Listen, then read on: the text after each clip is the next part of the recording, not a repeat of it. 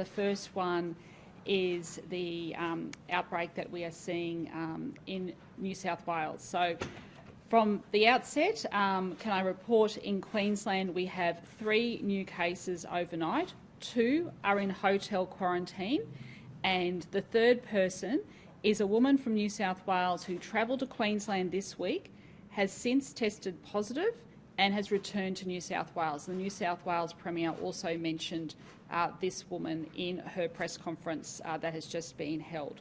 This woman is connected with the Northern Beaches cluster, and you'll hear very shortly from the Chief Health Officer that she did visit the Glen Hotel, and she did go to the Sunshine Coast, but we're not concerned about where she went on the Sunshine Coast, but we will be doing some testing around 8 Mile Plains, and also she came up in a Virgin flight. So the Chief Health Officer will go through those details. So at the moment we have 11 active cases in Queensland, and we've had 3,272 tests over the past 24 hours. And once again, it is very, very important that if you have any symptoms that you do get tested. Now, in relation to the Northern Beaches, that has been declared a hotspot, and from 1 a.m. tomorrow, people from the Northern Beaches will have to go into mandatory hotel quarantine. I don't make any excuses for that. It is essential that we do that because we want to keep Queenslanders safe.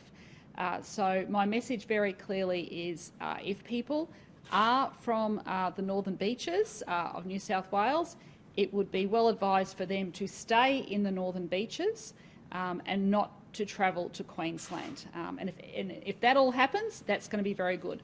But our State Disaster Coordinator is also here, our Deputy Commissioner, and he will talk about the intercepts that we will be doing for flights coming into Queensland from Sydney, and also to random checks that will be made across the border. This is of concern. When the New South Wales Premier says she's on high alert, we are on high alert as well. And we are coming up to the festive season, and during this period of time, people are mixing with their family and friends, they're going away on holidays, they're getting ready for Christmas, and a lot of people are not necessarily paying attention to what's happening in the media. So what we do want Queenslanders to do, and we'll be getting out our messages not just through the media that are here today, but also through social media. It is very important that everyone is very conscious about what is happening and taking those extra precautions. So if we all do that, we will come out of this very, very well. So we'll be monitoring, of course, what happens in New South Wales. They said they now have 28 confirmed cases. It is a rapidly growing situation, which we are all keeping a very close eye on.